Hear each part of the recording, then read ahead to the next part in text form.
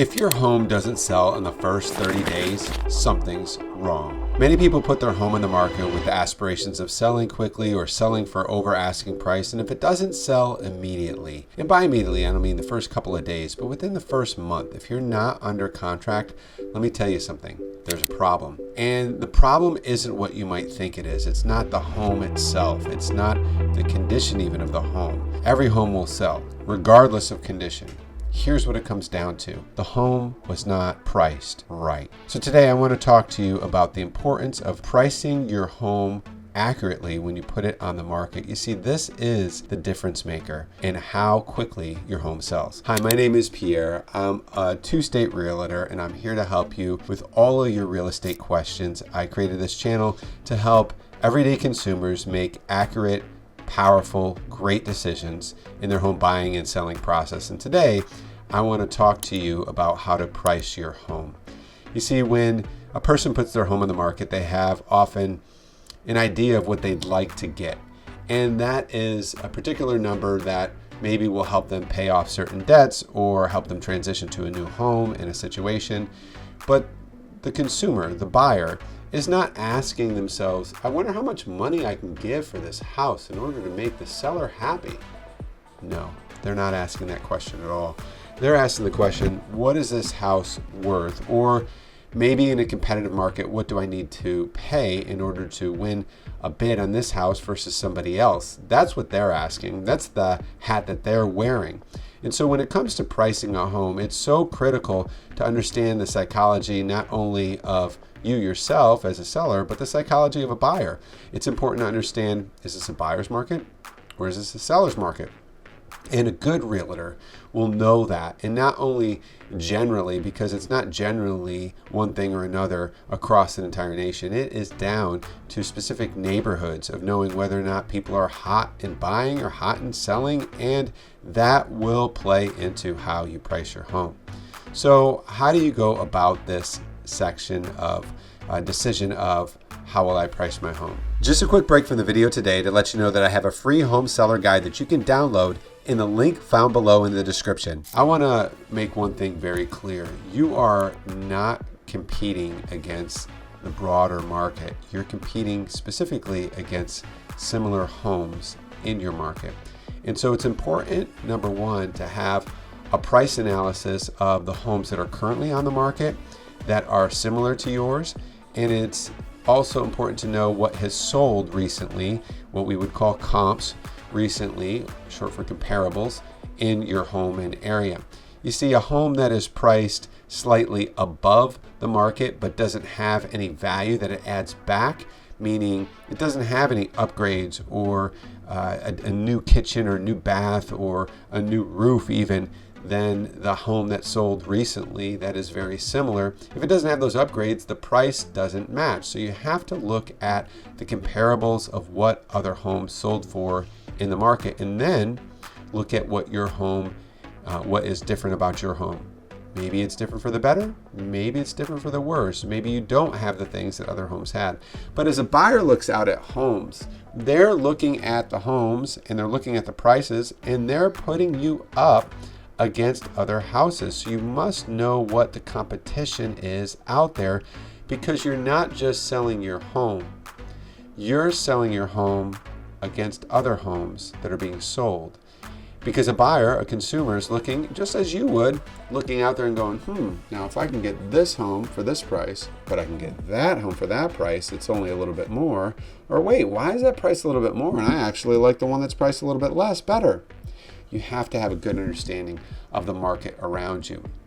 So there's three types of pricing that typically are in the mind of a seller. One is the aspirational price. It's this high mark, this grandiose price that they'd really love to get. And it might not even be within the range of what other prices in that market are selling for, other homes in that market are selling for right now. It's the high price. And there is a danger in that high price.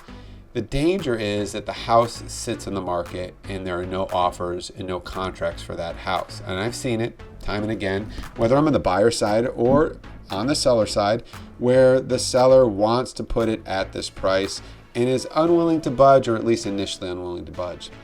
The problem with that is now you have a marketing issue, because if the house sits on the market for 30 days, 60 days, depending on the market, then people start to wonder, what's wrong with this house? Why has this house been sitting around when others have already sold? And so you want to be cautious of not to overprice a house, because it just doesn't position you from a marketing perspective and from just an overall perception in a great light. Secondly is to match the market, which is to price it around the price of what you actually think the house is worth. And you can check out other videos of mine of what your house is worth, and I talk more detail about how your home isn't just worth one particular price, but there's a range of prices. In any case, pricing it around what the house is worth is a good strategy. It gets people coming in who think this is fair, this is a good price, this is a match for what other houses are going for, considering the market, the condition, and the pricing. And a third strategy is to price it slightly below that actual price, which will then create a certain sense of urgency, create drive, potentially multiple offers, and even bidding up. And sometimes people strategically place their home at a lower price, hoping for quote unquote bidding wars. Now, wherever you place it is ultimately your choice as a seller.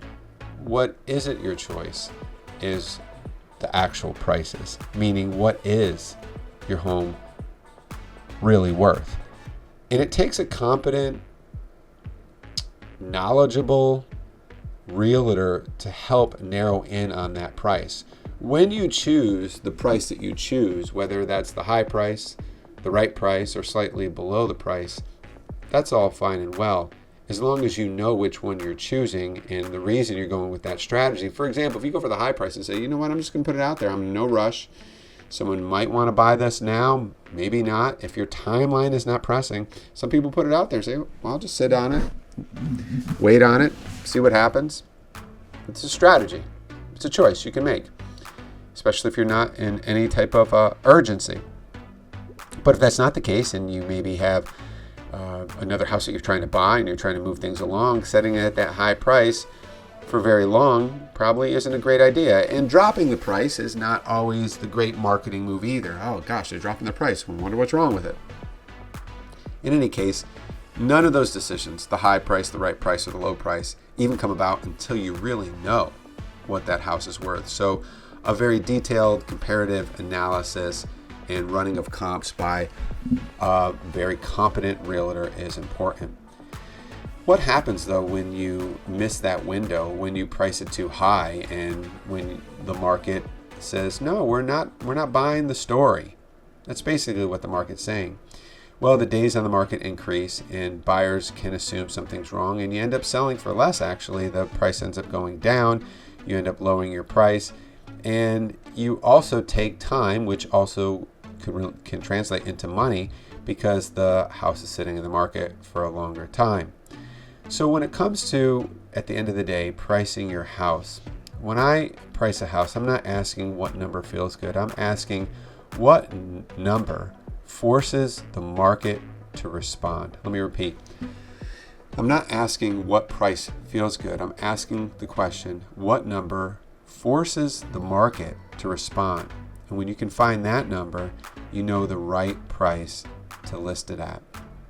If you're thinking about selling your home and you would like some continued advice or just a conversation about that, feel free to reach out to me for all your home buying and selling needs. I am at pmereal.com. That's my website. You can also connect with me through this channel. I'm going to include a free seller guide in the description below, and I would appreciate it if you like and subscribe to this channel. If you enjoy the content here, I'm going to continue to give you value only for your good as a consumer and from a day-to-day in it realtor who's helping a lot of people. And I'm here just to help you, and hopefully this was of help. So when you price that home, price it right.